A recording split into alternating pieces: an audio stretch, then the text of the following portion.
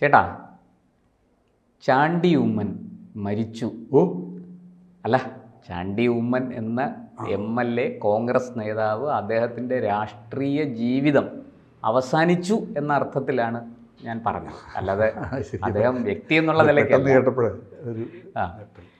അല്ല. അദ്ദേഹത്തിൻ്റെ ഇപ്പോഴത്തെ കോൺഗ്രസ്സിലെ അവസ്ഥ പൊതുവെ വളരെ ദയനീയമാണ്. അദ്ദേഹത്തിനെ ആരും പരിഗണിക്കുന്നില്ല എന്നാണ് നമുക്ക് കിട്ടുന്ന വിവരം.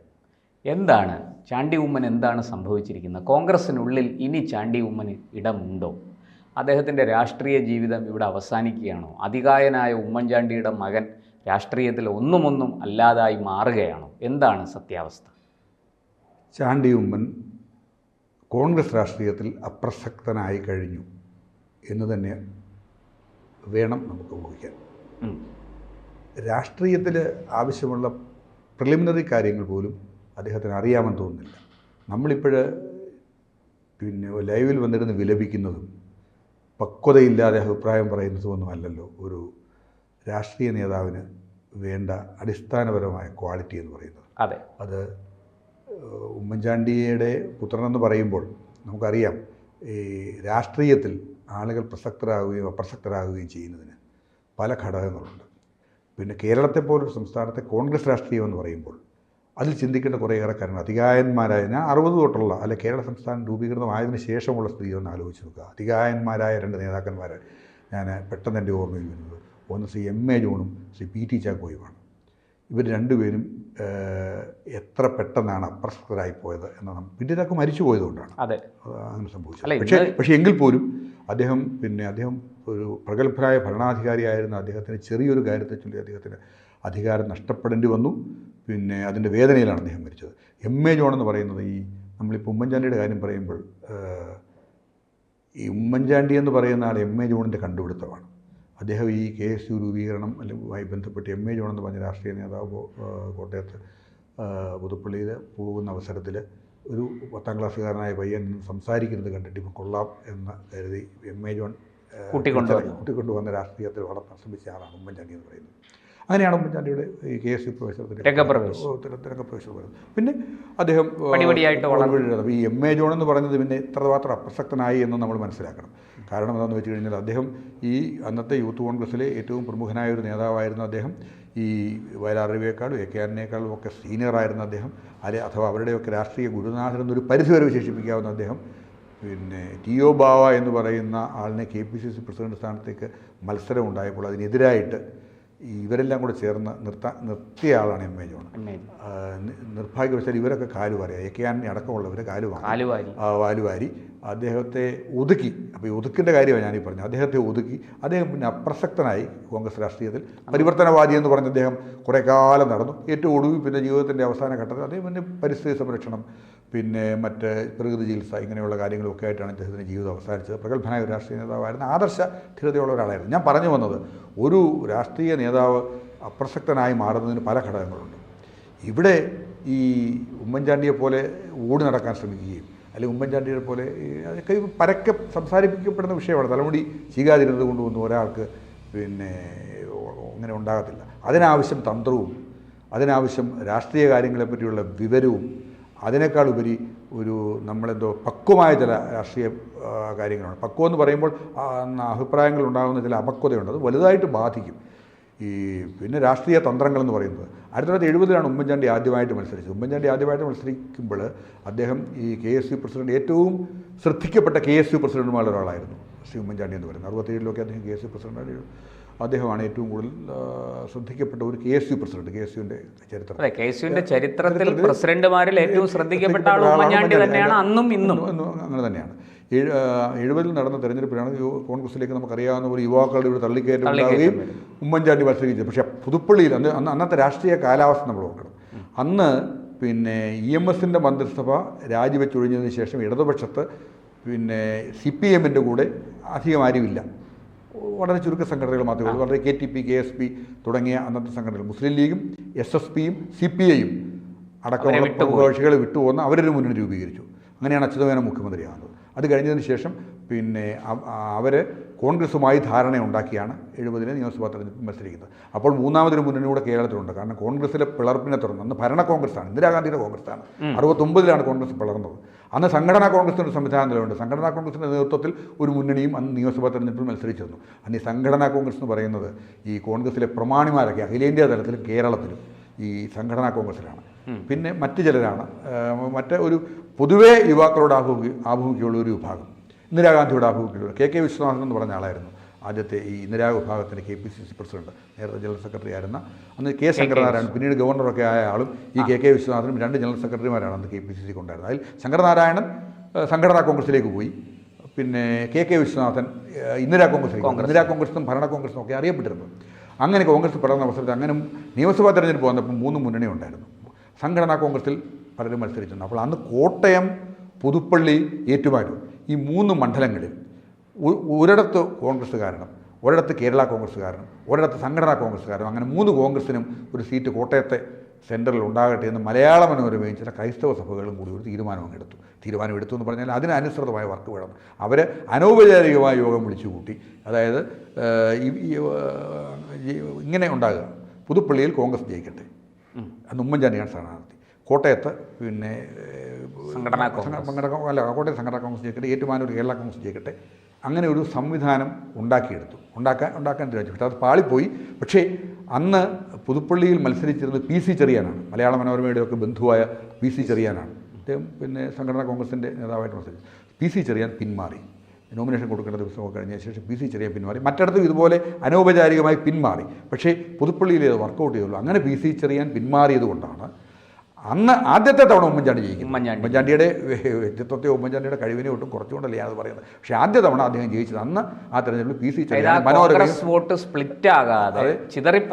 ഒരാൾക്ക് തന്നെ കിട്ടുക. അതായത് 3 കോൺഗ്രസ്സുകാരുണ്ടാവണം. 3 പാർട്ടിയിൽപ്പെട്ട 3 കോൺഗ്രസ്സുകാരെന്ന് 3ആയിട്ട് നിൽക്കുകയാണല്ലോ. കേരള കോൺഗ്രസ്, സംഘടനാ കോൺഗ്രസ്, ഭരണ കോൺഗ്രസ്, ഇന്ദിരാഗാന്ധി കോൺഗ്രസ്. 3 പേർക്ക് ഈ കോട്ടയത്തുനിന്ന് ഓരോ സീറ്റ് ഉണ്ടാകണമെന്ന് മലയാള മനോരമയിലെ ആരുടെയോ കാഞ്ഞ ബുദ്ധിയാണ്, നമുക്കറിയത്തില്ല ആരാണെന്ന്. അങ്ങനെ അതനുസരിച്ച് പിന്നെ മലയാള മനോരമ അന്ന് തൊട്ടേ അദ്ദേഹം ഒരു പെറ്റാണല്ലോ, ഉമ്മൻചാണ്ടിയുടെ ഉമ്മൻചാണ്ടി അവരുടെ ഒരു പെറ്റാണ്. അല്ല, അത് ഞാൻ പറഞ്ഞില്ല, ഞാൻ പറഞ്ഞ ഈ തന്ത്രശാലിത്വമുണ്ട്. പിന്നെ ഉമ്മൻചാണ്ടിക്ക് തിരിഞ്ഞു നോക്കേണ്ടി വന്നിട്ടില്ല. പിന്നെ എല്ലാ മെയ്വഴക്കങ്ങളോടും കൂടി പിന്നെ അദ്ദേഹം കേരള രാഷ്ട്രീയത്തിൽ നിറഞ്ഞു വന്നു. എല്ലാ മെയ്വഴക്കങ്ങളോടും ആന്റണിയുടെ അധികാരത്തിൽ നിന്ന് അധികാരം വേണ്ട എന്ന തോന്നലുണ്ടാക്കിച്ചു. എങ്കിലും അദ്ദേഹം എപ്പോഴും അണികളുടെ ഇടയിലായിരുന്നു.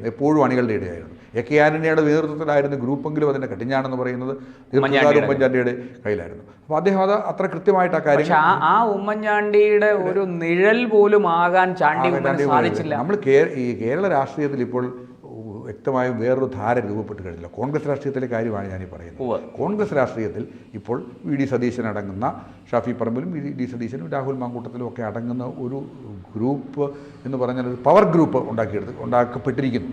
ഇനിയുള്ള കാലത്ത് അതായത് ആ പഴയ IA വിഭാഗത്തിലൊന്നും ഇപ്പോൾ ഒരു പ്രസക്തിയില്ല. ഞാനിപ്പോൾ ഒരു ഉദാഹരണം പറഞ്ഞാൽ, ഇന്ന് എന്നെ റെയിൽവേ സ്റ്റേഷനിൽ കൊണ്ടുവിട്ടത് കോൺഗ്രസിൻ്റെ ഒരു ബ്ലോക്ക് പ്രസിഡന്റാണ്. അദ്ദേഹം വളരെ സജീവമായ ഊർജ്ജസ്വല ഒരു നേതാവാണ്, കോൺഗ്രസിൻ്റെ ഒരു ബ്ലോക്ക് പ്രസിഡന്റ്. അദ്ദേഹമൊക്കെ ഒരു ഗ്രൂപ്പിലിരുന്ന ആൾ, എനിക്കറിയാം, ഒന്നും നമ്മൾ പറയുന്നില്ല, അടുത്ത ഗ്രൂപ്പിലേക്ക് മാറി ഒരു സംവിധാനത്തിൽ എത്തിച്ചേരുന്നതിന് ഒരു ബുദ്ധിമുട്ടും അനുഭവപ്പെടുന്നില്ല. അങ്ങനെ മാറിക്കഴിഞ്ഞിരിക്കുന്നു. ഇന്ന് ഞാൻ പറഞ്ഞു വന്നത്, അപ്പോൾ ഈ ഇന്നലെ കരുതിക്കൊണ്ടിരുന്നത് പോലെ അല്ല ഇവരൊക്കെ മാറുന്നത്. അവർക്ക് മാറുന്നതിൻ്റെ ഒരു ബുദ്ധിമുട്ടില്ല. പ്രായോഗിക രാഷ്ട്രീയം താഴെത്തട്ടിലുള്ള ആൾക്കാർക്ക് പോലും അറിയാമെന്നിരിക്കെ ഈ ചാണ്ടി ഉമ്മനെ പോലൊരാൾ ഇത്തരം അഭിപ്രായങ്ങൾ പറയുകയും ഇങ്ങനെ അപ്രസക്തനായി മാറുകയും ചെയ്യുന്നത്, അദ്ദേഹത്തെ ആരോ ഉപയോഗിക്കാൻ ശ്രമിച്ച് പരാജയപ്പെട്ടെന്നാണ് എനിക്ക് തോന്നുന്നത്. ആരോ ഉപയോഗിക്കാൻ. കഴിഞ്ഞ ദിവസത്തെ അദ്ദേഹത്തിൻ്റെ ആ പാലക്കാട് എനിക്ക് പങ്കൊന്നും തന്നില്ല, എനിക്ക് റോളില്ലായിരുന്നു, എനിക്ക് ചുമതലകളില്ലായിരുന്നു എന്നൊക്കെ പറഞ്ഞ് അദ്ദേഹം രംഗത്ത് വന്നു. അപ്പോൾ അത് വലിയ തോതിൽ ചർച്ചയായി. അദ്ദേഹം BJPയിലേക്ക് പോവുകയാണോ എന്നൊക്കെ ചോദിച്ചുള്ള ചർച്ച നടന്നു. അതവിടെ നിൽക്കട്ടെ. പക്ഷേ ഒരു രാഷ്ട്രീയ നേതാവിൻ്റെ ഒരു വലിയ പരാജയമാണ്, അയ്യോ എനിക്ക് ചുമതലയൊന്നും തന്നില്ല, എന്നെ പരിഗണിക്കുന്നില്ല, എന്നെ ഒതുക്കുന്നു എന്ന് സ്വയം ഇങ്ങനെ വിളിച്ചു പറയുന്നത് ഒരു പരാജയമല്ലേ?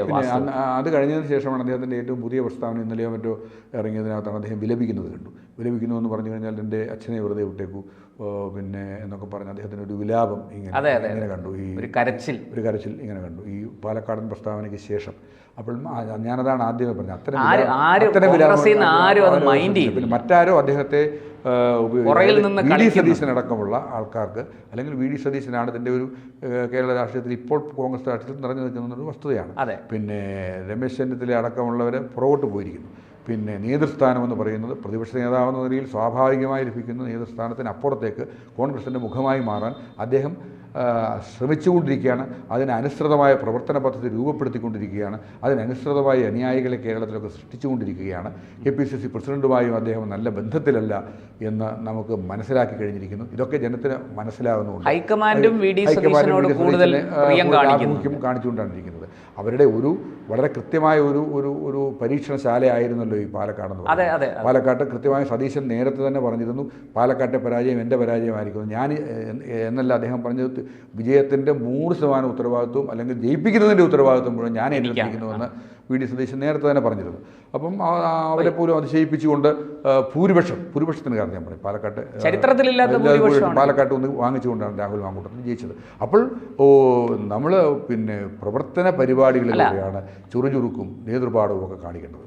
പിന്നെ ഇപ്പോഴത്തെ കാലത്ത് ഒരു കാര്യം കൂടിയുണ്ട്, ശ്രദ്ധിക്കപ്പെടേണ്ട ഒരു കാര്യം എന്ന് പറയുന്നത്, നമ്മൾ ഈ പിന്നെ അഭിപ്രായങ്ങൾ ചാനലിലൊക്കെ പ്രത്യക്ഷപ്പെട്ടുകൊണ്ട് പറയുന്ന കൃത്യമായ അഭിപ്രായങ്ങൾക്ക് ആ മുഖം പരിചയത്തിന് വലിയ പ്രസക്തി ഉണ്ട്. ഇപ്പോഴും രാഹുലൊക്കെ ഒരു പരിധിവരെ അങ്ങനെയാണ്. അദ്ദേഹം താഴെ തട്ടത്ത് മുതൽ ഉയർന്നു വന്നു വരുന്ന നേതാവാണ്, ശരിയാണ്. മണ്ഡലം KSUവിൻ്റെ മണ്ഡലം പ്രസിഡന്റ്, പിന്നെ യൂത്ത് കോൺഗ്രസിൻ്റെ താഴേക്കിടയിൽ നിന്ന് വളർന്ന് സംസ്ഥാന പ്രസിഡന്റ് പദവി എത്തിയാണ്. പക്ഷേ അതിനേക്കാൾ ഉപരി അദ്ദേഹം ശ്രദ്ധിക്കപ്പെടുന്നത് അദ്ദേഹത്തിൻ്റെ ഈ പിന്നെ രാഷ്ട്രീയ എതിരാളികളെ സംഹരിക്കാനുള്ള ഒരു വാചാടോപമാണ് അദ്ദേഹത്തിൻ്റെ ഒരു കഴിവാണ്. അതിലൂടെയാണ് അദ്ദേഹം കൂടുതൽ ശ്രദ്ധിക്കപ്പെടുന്നത്. ഞാൻ പറഞ്ഞത് അങ്ങനെ ഇവിടെ ഇപ്പോൾ പിന്നെ ഉമ്മൻചാണ്ടിയെ പോലൊരു നേതാവിന് ലഭിച്ച സ്വീകാര്യത എന്ന് പറയുന്നത് പിന്നെ ഇതെല്ലാം ചേർന്നതായിരുന്നു.